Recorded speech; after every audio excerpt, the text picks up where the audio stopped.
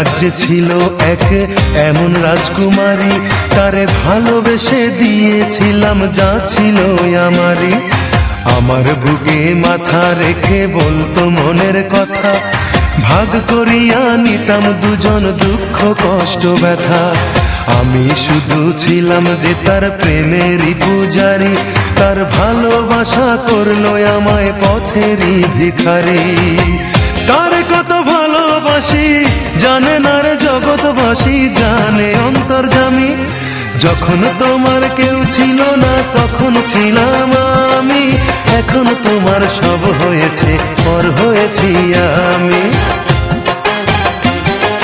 যখন তোমার কেউ ছিল না তখন ছিলাম আমি, এখন তোমার সব হয়েছে পর হয়েছি আমি।